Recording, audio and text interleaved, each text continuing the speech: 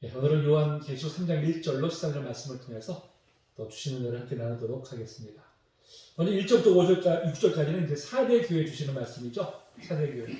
4대 교회가 위치한 바로 4대라는 지역은 이제 금산지로 유명합니다. 금산지로. 그리고 양털을 가공하고 염색하는 그런 산업이 발달했던 곳이에요. 그래서 굉장히 물질이 풍부했던 바로 이제 그런 이제 지역입니다. 이제 이 지역에 세워진 바로 이제 그런 교회죠. 우리가 이제 보통 물질이 풍부하면 어떨까요? 영이 어떻습니까? 영은 반비례가 되죠. 물질이 풍부할수록 영은 더 쇠퇴해 갑니다. 그것이 바로 오늘 우리 한국교회의 모습도 참 그와 다를 바가 없죠. 예전에 우리가 참 이 어려운 시절을 거쳤을 때는 정말 우리가 영으로 깨어 있었고, 영적으로 하루 참 우리가 신앙생활 열심히 했는데, 물질이 풍부해지면 질서 어떻게 해요? 점점점 하나님께 나오는 것을 이제 소홀히 하게 되고, 점점점 더 쇠락해 하는 그런 모습을 이제 볼 수가 있습니다. 그래서 우리가 물질이 풍요한 것이 결코 그것이 정말 참된 복은 아니다는 것을 우리가 분명히 알아야 됩니다. 그러니까 지금 사대가 위치해 있는 바로 교회가 위치해 있는 사대이라는 지역도 물질이 워낙 풍부한 바로 이제 그런 지역이다 보니까 이제 그런 이제 분위기가 이곳을 이제 지배하고 있었던 것이죠. 그것이 세워지다 보니까 오늘 교회 모습이 어떻습니까? 교회 모습이 바로 이 사대 교회가 라오디게아 교회와 더불어서 7교회 중에서 책망만 받은 바로 그런 교회잖아요. 칭찬은 전혀 받지 못하고 책망만 받은 바로 이제 그런 교회입니다. 이제 자, 어떻게 주님께서 책망하시나 볼까요? 자, 먼저 책망하시는 분이 누구십니까? 하나님의 7영과 7별을 가르치신 이라고 했잖아요. 자, 7영은 바로 성령을 가르치죠. 7은 완전수이기 때문에 성령을 가르칩니다. 또 7별은 뭐예요? 7교회의 사자라고 했잖아요. 7교회의 지도자들이죠. 그러니까 7영과 7별을 가르치는 것은 뭡니까? 결국은 바로 교회의 주권자가 되시는 분이시다. 이 뜻이죠. 교회의 머리가 되시는, 교회의 주권자가 되시는 분이 바로 우리 예수 그리스도시잖아요. 바로 이제 교회 머리가 되신 분이 말씀하시는 거니까 어떻게 교회는 들어야 되죠. 자, 뭐라고 말씀하실까요? 자, 네가 살았다는 이름을 가졌으나 그랬어요. 자, 살았다는 이름이 뭘까요? 그래서 살았다는 것이 아주 활기차다는 그런 뜻을 갖고 있습니다. 그러니까 세상에 잘 알려져 있고 사람들이 바라볼 만한 이제 그런 존재라는 것이죠. 겉으로 볼 때는 아주 그럴듯해 보이는 거예요. 화려하고 뭔가 있어 보이고 바로 이제 그런 어떤 명성을 가지고 있는 바로 이제 그런 교회라는 것이죠. 겉으로 볼 때는 야, 저 사람들 정말 대단한 사람들이야. 참 사회적으로 존경받는 사람들이 모여있네. 나도 저 안에 좀 들어가면 좋을까? 이 정도로 이제 인정받았다. 바로 이제 그런 공동체라는 것이죠. 그런데 실제로 어떻습니까? 실제로는 죽은 자다. 그래서 죽은 자다. 겉으로는 살아있는 것 같은데 실제로는 뭐예요? 영혼은 지금 죽었다는 것이죠. 여러분, 이게 얼마나 무서운 일입니까? 겉으로 볼 때는 시간도 좋고 열심히 있는 것 같고 큰 하나님을 높여드리는 것 같은데 주님께서 보실 때는 사실은 너희들 영혼 다 죽은 자들이야 이렇게 말씀하신다면 여러분, 그게 얼마나 참 두려운 일입니까? 이 땅에서 우리가 주의 이름으로 귀신을 쫓고 주의 능력을 행했는데 주님을 섰을 때 내가 너를 도무지 알지 못한다고 말씀하신다면 여러분, 얼마나 참 두려운 일입니까? 그것이 우리가 정말 그렇게 되지 말아야 되잖아요. 우리가 겉으로 보여지는 어떤 그런 화려한 것이거나 거대한 것이거나 여기에 우리가 너무 마음을 뺏겨서는 안 된다는 것입니다. 세상의 기준이 뭐예요? 세상의 기준은 큰 것, 위대한 것, 높임 받는 것, 이게 최고의 가치예요. 세상은 온통 거기에 초점 맞춥니다. 세상적으로 뭔가 남보다 뛰어나고 더 많이 가지고 뭔가 좀 큰 어떤 공동체는 저기는 좀 대단한 곳이야. 뭔가 있어 보여. 사람들부터 좀 저기에 좀 이렇게 바라볼 수 있는 그런 존재가 되는 것이죠. 근데 여러분, 과연 그 안에 참 생명이 있느냐는 것이죠. 우리 한국교회가 참 세계에 정말 제일 큰 교회. 여기도 순복교는 말할 것도 없고. 하여튼 세계에서 정말 그 교단에서 제일 큰 교회 하면 다 한국에 있어요. 한국. 이거 우리가 사실 자랑거리로 삼았어요. 자랑거리. 그런데 교회는 커져가는데 그럼 우리의 영은 그러면 그에 따라서 같이 성숙해 가고 있나요? 아니요. 오히려 예전보다 훨씬 더 추락해버렸어요. 예전에는 그래도 우리가 가난이 힘들었을 시절에는 그래도 교회가 소망이라고 생각했어요. 세상 사람들도 자기는 교회를 못 가도 자식은 교회를 보냈어요. 자식은. 교회가 그만한 신뢰를 얻고 있었는데 지금은 교회가 예전보다 훨씬 막 커지고 정말 대형 교회들이 정말 무주수로 생겨났는데 지금은 세상 사람들은 교회를 신뢰하지 않고 있습니다. 어쩌다 이렇게 됐을까? 겉으로는 살았다 이러면 가졌는데 결국은 죽은 자라는 것이죠. 결국 그 영이 죽었다는 것입니다. 그럼 왜 이렇게 되었을까? 도대체 무엇 때문에? 여러분 그 주인자 속의 개구리 비유를 아시죠? 개구리가 이 주인자 속에 딱 집어넣잖아요. 처음에 아주 살짝 아주 약간 물로 끓여요. 그러면 이게 뜨거운지 모르니까 거기에 익숙해지는 거야. 점점. 나중에 어떻게 돼요? 완전히 다 익혀서 죽어요. 개구리 속의 주인자 속에 개구리가 바로 이제 그런 형태죠. 우리가 그럴 수 있다는 것입니다. 지금 자그마한 그런 변화를 깨닫지 못하면 여기에 익숙해져 가다 보니까 이게 잘못된 건지 모른 채 그냥 멸망의 길로 가고 있다는 것이죠. 지금 한국 교회가 그런 현실이 아닌가 생각할 때 너무나 안타깝습니다. 근데도 깨닫지 못하잖아요. 변화하려고 하지 않잖아요. 오히려 이게 다 조싸움이야. 참 너무 안타까운 일입니다. 그래서 우리가 그래서 어떻게 해요?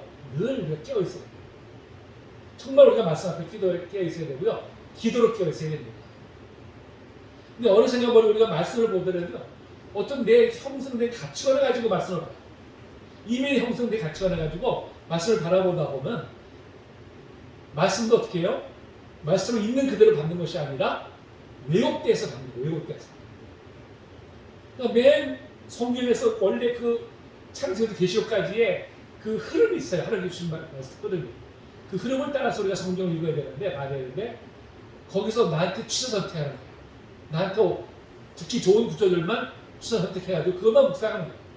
그건 편식이에요. 편식하다 보니까 어떻게 해요? 영양실조를 걸리는 것이죠. 영적으로 보면 영양실조 걸리는 거예요. 그러니까 이단들이 그걸 비집고 들어가는 거예요. 이단의 특색이 뭐예요? 하나님의 말씀을 전합니다. 문제는 뭐예요? 취사 선택해서 하잖아요.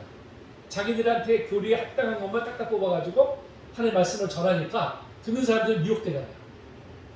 원래 우리의 신앙이 그렇지 않은가 우리가 봐야 되죠. 그래서 강의 설교를 계속해서 제가 하는 이유가 바로 여기에 있어요. 주제 설교를 하는 건 좋은데 자칫하면은 취사 선택할 수 있거든요. 그래서 제가 강의 설교를 계속해서 하는 것입니다. 자, 어떻게 해야 될까요? 2절에 보니까 너는 일깨어 그랬어요. 일깨어가 뭐예요? 정신 차리라는 것이죠. 정신 차리라. 거기에 지금 네가 서서히 지금 주연수 개구리처럼 죽어가는지도 모른 채 너의 영이 지금 죽어가고 있는데도 네가 깨닫지 못하고 있으니까 빨리 정신 차리라는 것이죠. 그러면서 어떻게 해요? 그 남은 바 죽게 된 것을 굳건하게 하라고 했어요. 아직은 그래도 희망이 있어요. 완전 죽은 게 아니기 때문에 아직 그래도 불씨가 남아있어요. 그러니까 그게 다 꺼지기 전에 빨리 정신 차려서 빨리 신앙을 견고하게 하라는 이제 그런 말씀이죠. 자, 왜? 내 하나님 앞에 내 행위에 온전한 것을 찾지 못했다고 했어요. 그러니까 인정받지 못한 거예요. 주님, 제가 주님의 이름으로 귀신을 쫓고 주님의 이름으로 제가 병을 고치고 주님의 이름으로 제가 예언을 했습니다. 내가 너를 도무지 알지 못한다. 왜요? 다 자기의 이익을 위해서 했으니까. 자기 높임 받기 위해서. 주님의 이름을 오히려 자기를 높이고 자기 뱃속을 채우는 일에 그걸 사용했기 때문에 주님, 내가 너를 도무지 모른다고 말씀하신 것입니다. 그래서 그 3절에 보죠. 그래서 네가 자 어떻게 받았으면 어떻게 생각하고 그랬어요? 어떻게 해요? 초심으로 돌아가는 것이죠. 초심으로. 내가 처음에 주님을 만났을 때 그때로 돌아가는 것이죠. 그때는 얼마나 우리가 감격스러웠습니까? 정말 주님의 은혜를 생각만 해도 눈물을 흘렸고요. 가슴이 뭉클하고 찬양만 불러도 우리가 마음 그래서 눈물 흘렸는데 어느 생각 모르게 우리가 눈에 눈물이 사라져가고 있잖아요. 마음의 감동이 적어져 가잖아요. 이게 뭐예요? 우리가 이제 무뎌져 가는 것이죠. 그러니까 다시 우리가 초심으로 돌아가야 되죠. 처음으로 돌아가야 되죠. 처음에 은혜를 받았을 때 주님 만났을 때의 감격으로 우리가 돌아가야 되는 것이죠. 그 다음에 어떻게 해요? 회개해야 됩니다. 그렇죠? 그동안 하나님 잘못했던 것들을 다 하나님 앞에 온전히 회개해야 됩니다. 여러분, 우리의 영이 무뎌져가는 증거가 뭔지 아세요? 회개가 줄어든다는 거예요. 회개가. 우리의 기도 속에서 회개가 줄어드는 것은 곧 영이 무뎌져가는 증거가 되는 것입니다. 우리가 늘 하나님 앞에 우리의 죄들을 늘 낱낱이 주 앞에 고백하면서 우리가 회개해야겠죠. 그래서 어떻게 해요? 지켜라, 지켜. 순종하라는 것이죠. 하나님의 말씀을 취사 선택하지 말고 있는 그대로 우리가 순종하기를 힘을 써야 한다는 것입니다. 자, 이렇게 하자면 어떻게 돼요? 내가 도둑같이 이르는 일이 있어요. 도둑같이. 오늘 갑자기 너에게 임할지 모른다는 것입니다. 여기서 자, 임한다는 것, 이른다는 것이 두 가지 의미가 있습니다. 우리는 종말의 심판만 생각하잖아요. 주님의 재림으로만 생각하는데 사실 그렇지 않습니다. 주님은 그때그때마다 우리를 심판하세요. 그때그때마다 우리를 심판하시기 때문에 주님이 언제 우리를 심판하실지 모릅니다. 그렇죠? 언제 우리의 촛대를 옮기실지 몰라요. 그래서 어떻게 해요? 늘 우리는 깨어있으라는 것이죠. 늘 깨어있어. 쉬지 말고 기도하라는 말씀이 뭐예요? 잠자지 말고 기도만 하라는 말씀이 아니잖아요. 깨어있으라는 것이죠. 우리가 늘 주님께 초점을 맞추는 바로 그런 생활을 해야 한다는 것이죠. 자, 근데 희망적인 게 뭐예요? 4절에 보니까 그러나 사대에 그 옷을 더럽히지 아니한 자 몇 명이 내게 있다고 했어요. 몇 명이. 남은 자들.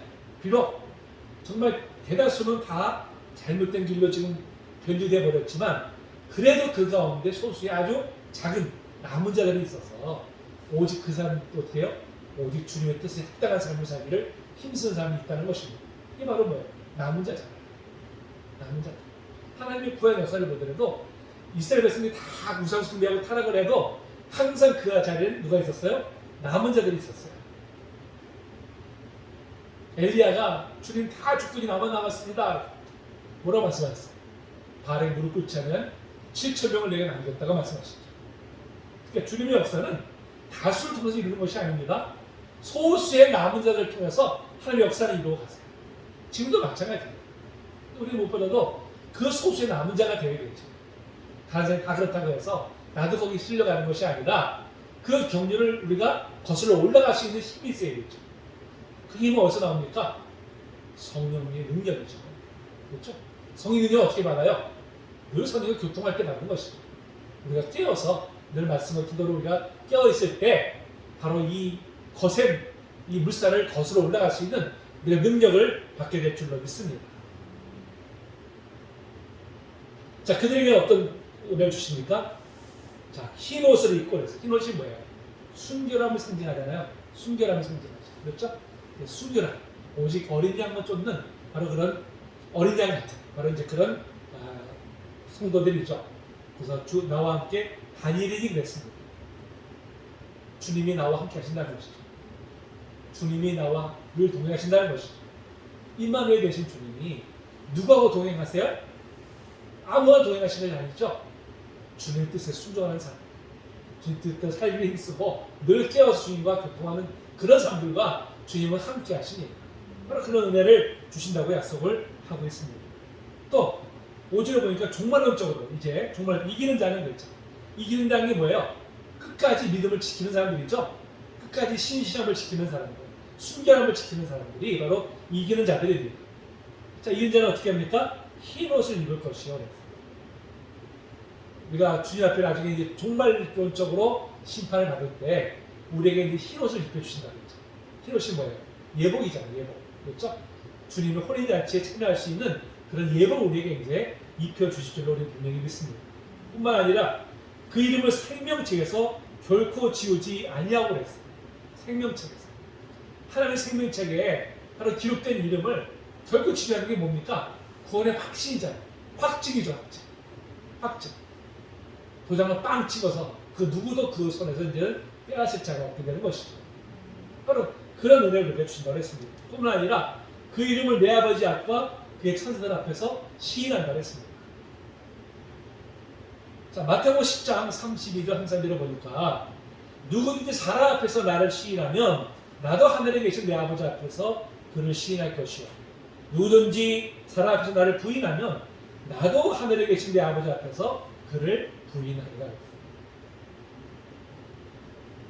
누구의 이름을 시인해 주신다고 했어요? 사람들 앞에서 주님의 이름을 시인하는 자. 어디서나 나는 예수 믿는 자입니다. 내가 그를 불이익을 받을지라도 담대하게 나는 예수 믿는 사람이라는 것을 증거할 수 있는 바로 그런 사람들은 주님께서 그 이름을 아버지 하나님께서 심판을 하실 때 내가 저를 위해서 피를 흘렸습니다. 이렇게 보증해 준다는 것이죠. 확실한 구원에 이르게 된다는 것입니다. 여러분 우리가 지금은 우리가 정말 감사하게도 신앙적으로 핍박은 당하지 않잖아요. 그렇죠? 당하지 않지만 사실 그거 더 무서운 게 뭡니까? 세상의 유혹이에요. 세상은 정말 하는 것을 우리 유혹합니다. 우리가 정말 자칫 깨어있지 않으면요. 자칫 우리가 그 유혹의 물결에 그냥 휩쓸려서 내가 떠나러 가는지도 모른 척 떠나러 갈 수 있다는 것이죠. 그게 정말 우리가 두려운 거예요. 그래서 어떻게 보면 명백한 우리 핍박하는 적이 있으면 명백하니까 오히려 우리가 더 무장할 수 있잖아요. 그런데 평상시에 눈에 보이지 아니하는 이런 이 적들은 아주 교묘해가지고요. 사탄이 우리를 정말 아주 서서히 주넷을 개구리처럼 그렇게 우리를 이제 잠들게 하고 결국 우리를 멸망에 이르게 한다는 것입니다. 우리가 정말 깨어있지 않으면 자칫 우리가 더 넘어갈 수 있다는 것을 우리가 명심해야 됩니다. 말씀한 기도로 주 앞에 깨어있는 저희들 되시기를 축복합니다. 자, 이제 7절부터 마지막 절 수반절까지는 빌라델비아 교회에 주시는 이제 그런 말씀이죠. 자, 앞에 그 사대 교회가 칭찬만 받은 교회를 한다면 빌라델비아 교회는 칭찬만 받은 교회입니다. 얼마나 참 좋겠어요. 칭찬만 한다. 우리가 정말 죄를 샀을 때 정말 칭찬만 들을 수 있다면 얼마나 우리가 복되겠습니까? 자, 이 빌라델비아 이제 그 교회가 위치한 바로 이제 빌라델비아 이 지역이 사대에서 이제 가까운 바로 이제 그런 지역이라고 합니다. 여기도 이제 상업이 발달하고요. 특히 포도가 주산지예요. 그래서 일단 이곳에 이제 수호신이 술의 신이 디오니수스라고 합니다. 술이라는 게 뭐예요? 향락 문화잖아요. 향락 문화. 그러니까 이 지역이 향락이 발달해 있는 곳이에요. 향락.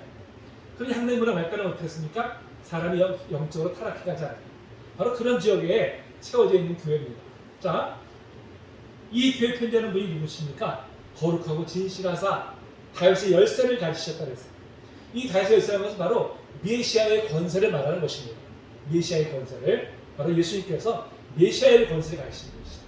바로 구원과 심판에 대한 권세를 가지신 바로 이제 그런 분이심을 바로 지금 말씀하고 있습니다.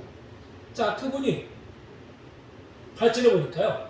내가 내 앞에 열린 문을 두었을 때 능히 닫을 사람이 없으라 그랬어요. 자, 열린 문이 뭡니까? 오픈도. 구원의 문이죠. 구원의 문. 그러니까 뭐예요? 내가 너희들을 구원하는데 방해할 자가 아무도 없다는 거예요.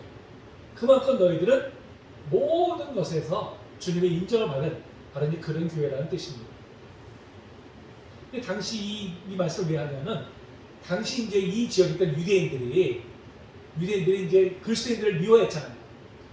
저것들을 좀 이제 멸망시켜야 되겠다, 핍박해야 되겠다는 그런 생각을 가지고 이제 이 로마 당국에다가 그리스도인들을 계속해서 모함을 합니다. 모함. 그리고 같은 이제 유대인들끼리도 자기들만의 공동체를 딱 뭉쳐버려요. 그리스도인들은 다 거기서 이제 배척을 해버립니다. 너희들은 들어올 자격이 없어. 배척을 해버리니까 어떻게 돼요? 외톨게 되잖아요. 공동체에 들어가야만이 당신 길드라고 하는 다 공동체가 있거든요. 그래야만이 상거래도 하고 모든 행위를 할 수가 있는데 거기서 쫓겨나 버리니까 서 있을 땅이 없는 거예요. 너무나 경제적으로 궁핍하고 관계적으로 참 힘든 그런 이제 상태에 있었던 교회가 빌라델비아 교회였습니다. 바로 이제 그 교회를 말씀하시거든요. 지금 당장은 눈에 보이는 핍박되는 힘들지만 자, 내가 너희를 위한 열린 문, 구원의 문을 내가 확실하게 내가 열어놨으니까 너희는 걱정하지 마라. 이걸 지금 이제 말씀하고 있는 거죠. 자, 그러면서 네가 작은 능력 가지고도 내 말을 지키면 내 이름을 배반하지 않았다고 말씀하고 있습니다. 다른 말로 표현은 뭐예요? 지금 겉으로 볼 때는 굉장히 작은 교회죠. 보잘것없는 교회. 아이고 저는 교회가 뭐 하겠어? 이렇게 생각하는 바로 그런 교회라는 것이죠. 그런데 그럼에도 불구하고 어떻게 돼요? 내 말을 지키면 첫째는 주님 말씀 온전히 순종하는 교회였습니다. 그 핍박 속에서도, 그 어려움 속에서도 온전히 주의 말씀에만 따라가 있는 그런 교회라는 것이죠. 두 번째 뭐예요? 내 이름을 배반하지 않았다고 했습니다. 그러니까 믿음을 지켰다는 것이죠. 믿음. 그렇게 유혹이 있고 핍박이 있을 때 얼마나 믿음이 흔들리겠어요. 잠시 내가 타협할까? 잠시? 그래서 좀 길게 살 길을 찾을까? 이런 유혹이 왜 없었겠습니까? 우리나라 예전에 일제시대 때 그 일제로부터 신사참배 그 핍박이 정말 어마어마했었어요. 많은 목사님들이 다 거기에 굴복했습니다. 그때 뭘 가지고 핑계를 냈을까요? 내가 살아야 교회를 지킬 수 있지. 내가 잠깐 지금 신사참배를 하더라도 그래야 내가 살아야지. 교회를 지킬 수 있잖아. 스스로를 합리화시키면서 그렇게 굴복했었어요. 참 우리가 부끄러운 사실 이제 교회 역사를 갖고 있는 것이죠. 지금 빌라델비아 교회들도 그럴 수 있다는 거예요. 그럼에도 어떻게 했어요? 내 이름을 배반하지 않았다는 거예요. 그 무서운 핍박 속에서도 결코 주님을 배신하지 아니하고 끝까지 믿음을 지켰다는 것입니다. 정말 대단한 교회죠. 대단한 교회. 자, 9절에 보니까 사탄이 왜 자꾸 자칭 유대인이라나 그렇지 아니하고 거짓말하는 자들 중에서 며칠에게 준다 그랬어요. 그러니까 이 유대인 회당이 뭐예요? 주님께서 볼 때는 사탄의 회당이라는 거예요. 하나님을 섬긴다고 하지만 사실은 그것이 사탄을 섬기고 있다는 것이죠. 왜? 할 짓을 저버리고 있으니까. 여러분 겉으로 볼 때는 그럴싸해 보이고 하나님을 섬기는 것 같은 그런 교회로 할지라도 그 안에 하나님을 섬기지 아니하고 사람을 섬긴다면요, 그건 사탄의 회당이에요. 사탄의 회당. 자, 그런 자들 어떻게 해요? 며칠 내게 준다고 그랬어요. 뭐 하려고요? 네 발 앞에 절하게 하고. 지금은 막 유대인들이 핍박하잖아. 그런데 오히려 내가 그들을 하여금 네 앞에서 무릎 꿇게 하겠다. 무릎을 꿇게 하겠다는 거예요. 그래서 내가 너를 사랑하는 내가 알게 하겠다는 거예요. 주님이 내가 너를 사랑하고 내가 너와 함께함을 분명한 증거로 보여주겠다는 것이죠. 그러니까 어떻게 해요? 끝까지 믿음을 지키라고 이제 이렇게 말씀을 하고 있는 것이죠. 자, 그래서 실제로 보니까 네가 나의 인내의 말씀을 지켰은즉 그랬어요. 인내의 말씀. 지금 빌라델비아 교회가 하나님의 말씀을 온전히 순종한 교회잖아요. 그런데 그 이 말씀 앞에 뭐가 붙어 있습니까? 인내의. 여러분 말씀을 지키는 것은요, 인내가 필요한 거예요. 인내. 그냥 술렁술렁해서 우리가 그냥 말씀을 지킬 수 있는 것이 아니고요. 정말 내가 인내로서 나아갈 때 우리가 말씀을 온전히 지킬 수가 있다는 것이죠. 그 말씀을 지킨다는 것 자체가 결코 용이한 것이 아니라는 것입니다. 그만큼 어떻게 해요? 내 헌신이 따라야 되고요. 결단이 따라야 되고요. 희생이 따라야 되는 것입니다. 내가 세상에 얻을 거 다 얻고서 말씀을 지킨다? 이건 있을 수가 없는 일이죠. 내가 세상의 현장을 다 쫓고 세상의 이익을 다 쫓아가면서 말씀을 지킨다? 있을 수가 없는 일입니다. 내가 말씀을 지키고 말씀을 순종한다는 것은 그건 뭐예요? 세상 것을 희생한다는 것이죠. 그럴 때 우리가 언제 말씀을 지킬 수가 있는 것입니다. 바로 이제 그래서 우리가 말씀해 주고 있는 것이죠.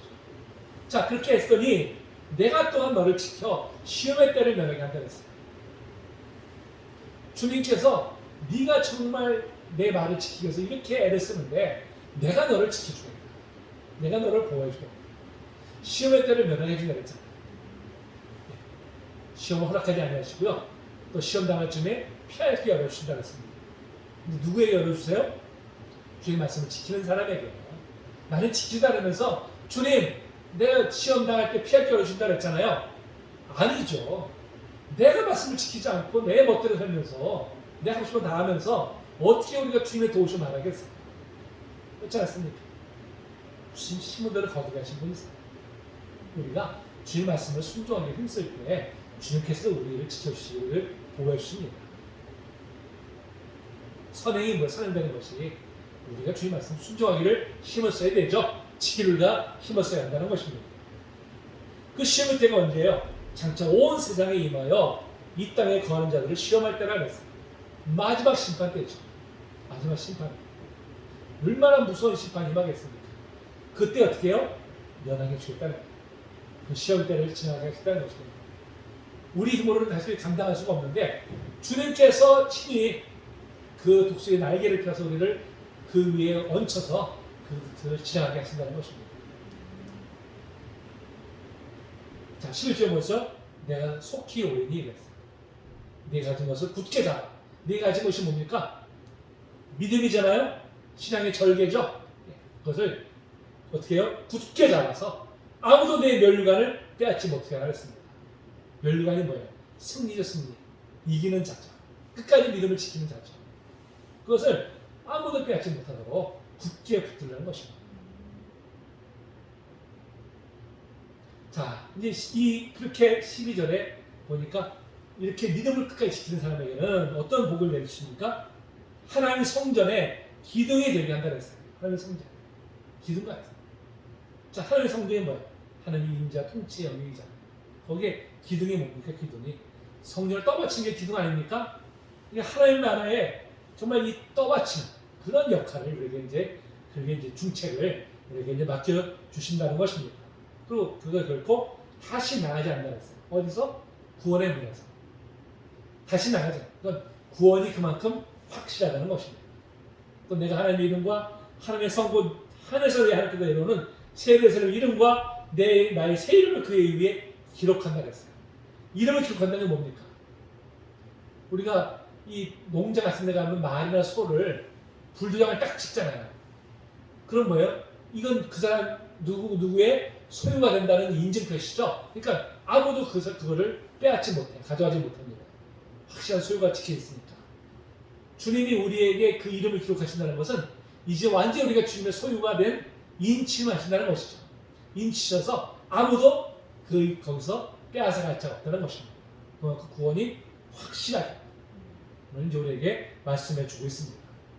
누구에게요? 환난 가운데서도 끝까지 믿음을 지키는 자에게 이러한 은혜를 내려주실 줄로 믿습니다. 여러분, 우리가 구원의 완성에 이르는 길은 결코 평탄한 길이 아닙니다. 천례역정이 잘 말해주고 있잖아요. 천례역정이 그 자기 마을에서 출발해서 천성까지 가는 그 길에 얼마나 많은 유혹이 있습니까? 많은 핍박도 있고. 그렇지만 그걸 때마다 돌아가고 싶기도 하고 포기하고 싶을 때도 있었지만 그래도 끝까지 믿음을 지켜서 갔을 때 천성문에 들어갈 수 있었잖아요. 그것이 바로 우리의 신앙의 여정입니다. 바로 오늘 이 빌라델비아 교회의 이 말씀을 통해서 우리에게 그것을 좀 일깨워주고 계십니다. 우리가 우리 힘으로 할 수 없죠. 그래서 우리가 어떻게 해요? 늘 성령님과 우리가 교통해야 됩니다. 늘 우리가 도우심을 구해야겠죠. 무엇보다 우리의 의지가 필요합니다. 우리의 결단이 필요해요. 정말 우리가 세상 것도 취하고 하나님 것도 취하겠다는 이 욕심 우리가 버려야 되죠. 내가 세상 것도 좀 희생하더라도 이거 진리이기 때문에 우리가 그 진리를 끝까지 붙들겠습니다는 결단이 있을 때 성령께서 우리를 도와주십니다. 우리를 붙들어서 우리를 승리케 해 주실 줄로 믿습니다. 끝까지 이 믿음을 지켜서 하나님의 그 생명의 면류관을 받아들이는 저희들 되시기를 주님의 이름으로 축복합니다.